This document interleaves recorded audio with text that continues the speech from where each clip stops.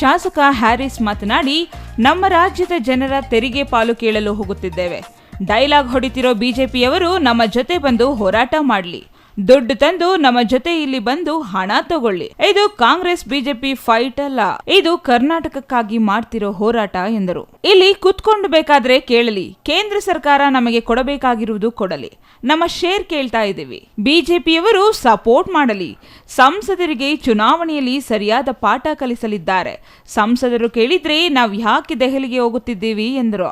ಡೆಲ್ಲಿನಲ್ಲಿ ನಡೆಯುವ ಜಂತರ್ ಮಂತರ್ನಲ್ಲಿ ನಡೆಯುವ ನಮ್ಮ ತೆರಿಗೆ ನಮ್ಮ ಹಕ್ಕು ಈ ಒಂದು ಪ್ರತಿಭಟನೆಯಲ್ಲಿ ಭಾಗವಹಿಸಲು ನಾನು ತೆರಳುತ್ತಾ ಇದ್ದೇನೆ. ದೇಶದಲ್ಲಿ ಅತಿ ಹೆಚ್ಚು ತೆರಿಗೆ ನೀಡುವ ಎರಡನೇ ರಾಜ್ಯ ನಮ್ಮದು ಕರ್ನಾಟಕ. ಮೊದಲನೇ ರಾಜ್ಯ ಮಹಾರಾಷ್ಟ್ರ ಆದರೆ ಎರಡನೇ ರಾಜ್ಯ ನಮ್ಮ ಕರ್ನಾಟಕ. ಹಾಗಾಗಿ ಅತಿ ಹೆಚ್ಚು ತೆರಿಗೆ ನೀಡುವ ನಮ್ಮ ರಾಜ್ಯಕ್ಕೆ ಬರ ಪರಿಹಾರದಲ್ಲೂ ಅನ್ಯಾಯ ಆಗಿದೆ. ಬರ ಪರಿಹಾರದಲ್ಲೂ ಅಭಿವೃದ್ಧಿ ದೃಷ್ಟಿನಲ್ಲೂ ಕೇಂದ್ರ ಸರ್ಕಾರದಿಂದ ನಮಗೆ ಅನ್ಯಾಯ ಆಗಿದೆ. ಅದನ್ನು ಪ್ರತಿಭಟಿಸಿ ನಾವು ಇಡೀ ರಾಜ್ಯದ ಸಂಸತ್ ಸದಸ್ಯರು, ಶಾಸಕರು, ಸಚಿವರು ಮತ್ತು ವಿಧಾನ ಪರಿಷತ್ ಸದಸ್ಯರು ಎಲ್ಲರೂ ನಾಳೆ ಪ್ರತಿಭಟನೆ ನಡೆಸ್ತಿದ್ದು ನಮ್ಮ ಹಕ್ಕನ್ನು ನಾವು ಮಂಡಿಸ್ತಾ ಇದ್ದೀವಿ. ನಾವು ಕೊಡುವ ತೆರಿಗೆನಲ್ಲಿ ನಮ್ಮ ಪಾಲನ್ನು ನ್ಯಾಯವಾದ ರೀತಿಯಲ್ಲಿ ಕೊಡಿ ಅನ್ನೋ ಒಂದು ಹಕ್ಕನ್ನು ನಾಳೆ ಮಂಡಿಸ್ತಾ ಇದ್ದೀವಿ. ಖಂಡಿತ ನಮ್ಮ ಹಕ್ಕಿಗೆ ಮಾನ್ಯ ಪ್ರಧಾನಮಂತ್ರಿಗಳು, ಹಣಕಾಸು ಸಚಿವರು ಅದಕ್ಕೆ ಮನ್ನಣೆ ನೀಡ್ತಾರೆ ಅನ್ನೋ ಒಂದು ನಂಬಿಕೆ ಇದೆ. ಆ ನಿಟ್ಟಿನಲ್ಲಿ ನಡ್ತೇವೆ. ನಮಸ್ಕಾರ. ಸಚಿವ ಚೆಲುವರಾಯಸ್ವಾಮಿ ಹಾಗೂ ಶಾಸಕ ಗಣಿಗ ರವಿ ಮಾತನಾಡಿ, ಪ್ರಜಾಪ್ರಭುತ್ವ ವ್ಯವಸ್ಥೆಯಲ್ಲಿ ದೆಹಲಿಗೆ ತೆರಳಿ ಸರ್ಕಾರ ಪ್ರತಿಭಟನೆ ಮಾಡಿ ತೆರಿಗೆ ಕೇಳೋ ಪರಿಸ್ಥಿತಿ ಬಂದಿದೆ.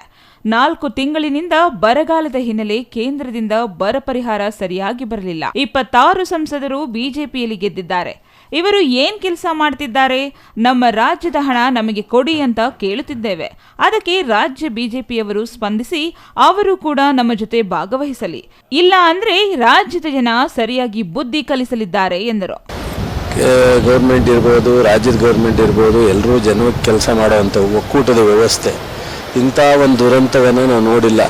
3-4 ತಿಂಗಳು 5 ತಿಂಗಳು ಆಯ್ತಾ ಬಂದಿದೆ. ಈ ರಾಜ್ಯದಲ್ಲಿ ಬರಗಾಲದ ಒಂದು NDRFನಲ್ಲಿ ಮಂಜೂರಾತಿ ಕೊಟ್ಟಿಲ್ಲ ಅಂದರೆ ಮುಖ್ಯಮಂತ್ರಿಯವರು, ಉಪಮುಖ್ಯಮಂತ್ರಿ ನಾಯಕತ್ವದಲ್ಲಿ ನಾವು ಡೆಲ್ಲಿಗೆ ಹೋಗಿ ಪ್ರತಿಭಟನೆ ಮಾಡಬೇಕಲ್ಲ. ಶಾಸಕರು, ಮಂತ್ರಿಗಳು ನಾವು ಕೊಟ್ಟಿರೋ ಟ್ಯಾಕ್ಸನ್ನು ನಾವು ಕೇಳೋದಕ್ಕೆ ಏನು ಮಾಡೋಕ್ಕಾಗುತ್ತೆ? 26 ಜನ MP ಗಳನ್ನ ಗೆಲ್ಲಿಸಿದ್ದಾರೆ. ಅವ್ರು ಯಾರು ಬರೀ ಇಲ್ಲಿ ಯಾರ ಮುಂದೆ ಸ್ಟ್ರೈಕ್ ಮಾಡ್ತಾರಂತೆ, ವಿಜಯೇಂದ್ರ ಅವರೆಲ್ಲ ಯಾರ ಮುಂದೆ ಯಾರಿಗೋಸ್ಕರ ಸ್ಟ್ರೈಕ್ ಮಾಡ್ತಾರೆ? ಸೊ ಇವತ್ತು NDRFನಲ್ಲಿ ಕಳೆದ ಸ್ವತಂತ್ರ ಬಂತವಿಂದ ಇಲ್ಲಿವರೆಗೆ ಬರಗಾಲದ ಹಣ ನಮ್ಮ ಹಕ್ಕನ್ನು ನಮಗೆ ಕೊಡೋದಕ್ಕೆ ಇವರು ಜನಕ್ಕೆ ಕೊಟ್ಟಿಲ್ಲ ಅಂತ ಇವ್ರು ಸ್ಟ್ರೈಕ್ ಮಾಡೋದು. ನಾವು ಅವ್ರು ಕೊಡೋದಕ್ಕಿಂತ ಮೊದಲೇ 2,000 ರೂಪಾಯಿ ನಾವು ಅರ್ಲಿ ಕೊಟ್ಟಿದ್ದೇವೆ ನಮ್ಮ ಮುಖ್ಯಮಂತ್ರಿಯವರು. ಸೊ ಏನು ಮಾಡೋಕ್ಕಾಗುತ್ತೆ?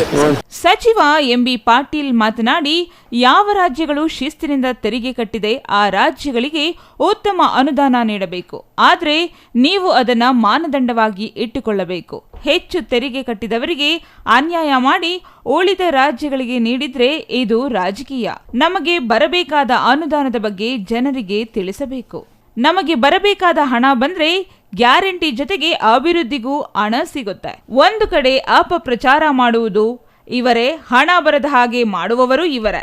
ನಮ್ಮ MPಗಳು, ಕೇಂದ್ರ ಸಚಿವರು ಬಾಯಿ ತೆಗೆಯುತ್ತಲೇ ಇಲ್ಲ. ಇವರಿಗೆಲ್ಲ ರಾಜ್ಯದ ಹಿತದೃಷ್ಟಿ ಬೇಕಾಗಿಲ್ಲ. ಬಿಜೆಪಿ MPಗಳು ಪಾರ್ಲಿಮೆಂಟ್ನಲ್ಲಿ ಇವರು ಸಹಿ ಹಾಕಲಿಕ್ಕೆ ಸೀಮಿತರಾಗಿದ್ದಾರೆ ಎಂದರು. ಕೋಲಾರ ಶಾಸಕ ಕೊತ್ತೂರು ಮಂಜುನಾಥ್ ಮಾತನಾಡಿ, ಪ್ರಧಾನಮಂತ್ರಿ ನರೇಂದ್ರ ಮೋದಿ ನಮ್ಮ ತಂದೆ. ಎಲ್ಲ ರಾಜ್ಯದ CMಗಳು ಅವರ ಮಕ್ಕಳಿದ್ದಂತೆ. ಆದ್ರೆ ನಮಗೆ ಕೊಡಬೇಕಾದ ಪಾಲು ಕೊಡದೆ ಮೋಸ ಮಾಡ್ತಿದ್ದಾರೆ. ಹಾಗಾಗಿ ನಮ್ಮ ಪಾಲು ಕೇಳಲು ನಾವು ದೆಹಲಿಗೆ ಹೋಗುತ್ತಿದ್ದೇವೆ ಎಂದರು. ಇವಾಗ ನಮ್ಮ ಮಾನ್ಯ ಗೌರವಾನ್ವಿತ ಪ್ರಧಾನಮಂತ್ರಿಗಳಾದಂತೆ ದೇಶಕ್ಕೆ ತಂದೆ ಸಮಾನ. ಮುಖ್ಯಮಂತ್ರಿಗಳೆಲ್ಲ ಯಾರ್ಯಾರು ನಮ್ಮ ದೇಶದಲ್ಲಿ ಎಷ್ಟು ಜನ ಮುಖ್ಯಮಂತ್ರಿಗಳಿದ್ದಾರೆ ಎಲ್ಲರೂ ಬಂದ್ಬಿಟ್ಟು ಮಕ್ಕಳು ಸಮಾನ. ತಂದೆ ಮಕ್ಕಳಿಗೆ ಮಾಡುವಂಥದ್ದು ಎಲ್ಲ ಮಕ್ಕಳಿಗೂ ಈಕ್ವಲ್ ಆಗಿ ನ್ಯಾಯ ಮಾಡಬೇಕಂಥದ್ದು ತಂದೆಗಿರುವಂಥ ಒಂದು ಜವಾಬ್ದಾರಿ. ಅದರಿಂದ ಇವತ್ತು ನಮ್ಮ ಕರ್ನಾಟಕಕ್ಕೆ ಬರ್ತಕ್ಕಂಥ ಇಡೀ ಇಂಡಿಯಾದಲ್ಲೇ ಟ್ಯಾಕ್ಸಲ್ಲಿ 2nd ಪ್ಲೇಸಲ್ಲಿ ನಾವಿದ್ದೀವಿ. ಮಹಾರಾಷ್ಟ್ರ ಬಿಟ್ಟರೆ 2nd ಪ್ಲೇಸಲ್ಲಿ ಕರ್ನಾಟಕದಲ್ಲಿ ನಾವಿದ್ದೀವಿ. ಆದರೆ ನಮ್ಮ ಪಾಲು ನಮಗೆ ಬರಬೇಕಲ್ವ? ನಮ್ಮ ಪಾಲು ನಮಗೆ ಬರದೇ ಇರೋದ್ರಿಂದ ನಾವು ಅದಕ್ಕೋಸ್ಕರ ನಮಗೋಸ್ಕರ ನಾವೇನು ಹೋರಾಟ ಮಾಡೋಕ್ಕೆ ಹೋಗ್ತಾ ಇಲ್ಲ, ನಮಗೋಸ್ಕರ ನಾವು ಸ್ಟ್ರೈಕ್ ಮಾಡೋಕ್ಕೆ ಹೋಗ್ತಾ ಇಲ್ಲ. ನಾವು ಈ ಕರ್ನಾಟಕ ರಾಜ್ಯದ ರೈತರಿಗೋಸ್ಕರ, ಜನಗಳಿಗೋಸ್ಕರ ನಾವು ಪ್ರತಿಭಟನೆ ಮಾಡಬೇಕು ಅಂತ ಹೋಗ್ತಾ ಇದ್ದೀವಿ. ನಮ್ಮ ತಂದೆಯಾದಂಥ ಪ್ರಧಾನಮಂತ್ರಿಗಳು ನಮಗೆ ಮಕ್ಕಳಿಗೆ ಮೋಸ ಮಾಡಿದ್ದಾರೆ. ಆ ಮೋಸವನ್ನು ಮಾಡಬಾರ್ದು, ಎಲ್ಲ ಮಕ್ಕಳಿಗೂ ಈಕ್ವಲ್ ಆಗಿ ನೀವು ಶೇರ್ ಕೊಡಬೇಕು ಅನ್ನೋ ಉದ್ದೇಶದಿಂದ ಇವತ್ತು ಡೆಲ್ಲಿಗೆ ಹೋಗಿ ಪ್ರತಿಭಟನೆ ಮಾಡೋಕ್ಕೆ ಹೋಗ್ತಾ ಇದ್ದೀವಿ. Satish Kumar, CTV news, Devanahalli.